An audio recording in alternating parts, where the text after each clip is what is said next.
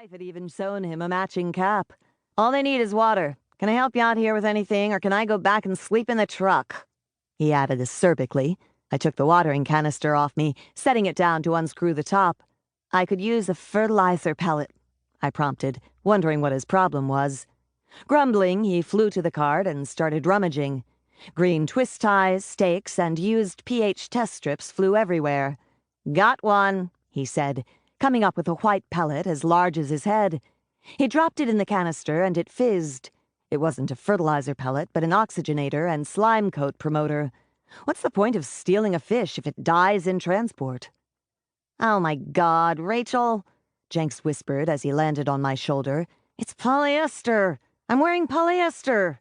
My tension eased as I realized where his bad mood came from. "It'll be okay." "I'm breaking out," he said, scratching vigorously under his collar. "I can't wear polyester. Pixies are allergic to polyester. Look, see?" He tilted his head so his blonde hair shifted from his neck, but he was too close to focus on. "Welts! And it stinks. I can smell the oil. I'm wearing dead dinosaur. I can't wear a dead animal. It's barbaric, Rach," he pleaded. "Jenks?" I screwed the cap tightly back onto the canister and hung it over my shoulder, pushing Jenks from me in the process. "I'm wearing the same thing. Suck it up." "But it stinks." I eyed him hovering before me. "Prune something," I said through gritted teeth. He flipped me off with both hands, hovering backward as he went. Whatever. Patting my back pocket of the vile blue jumpsuit, I found my snippers. While Miss Office Professional typed a letter, I snapped open a step stool and began to clip leaves off the hanging plant beside her desk. Jenks started to help, and after a few moments I breathed, "Are we set in there?" He nodded, his eyes on the open door to Mr. Ray's office. "The next time he checks his mail, the entire internet security system is going to trip. It'll take 5 minutes to fix if she knows what she's doing, 4 hours if she doesn't." "I only need 5 minutes," I said, starting to sweat in the sun coming in the window. It smelled like a garden in there, a garden with a wet dog panting on the cool tile. My pulse increased, and I moved down another plant. I was behind the desk, and the woman stiffened. I had invaded her territory, and she had to put up with it. I was the water girl.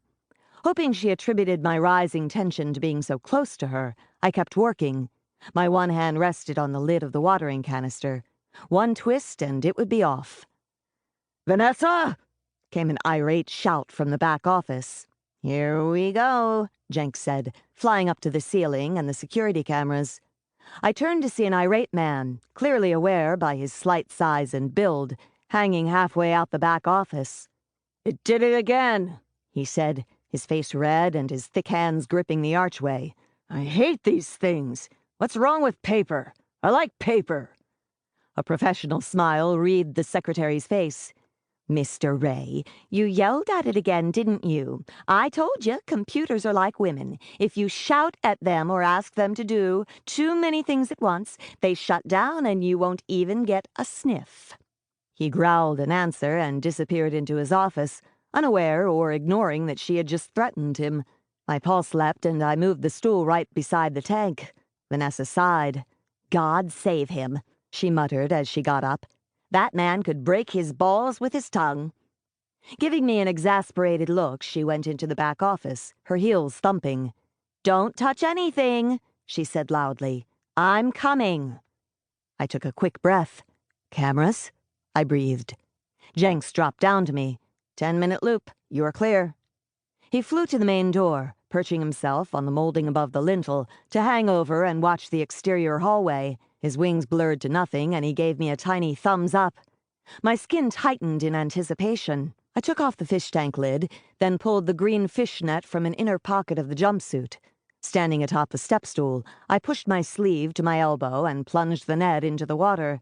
Immediately, both fish darted to the back. "Rachel!" Jenks hissed, suddenly at my ear. "She's good. She's halfway there."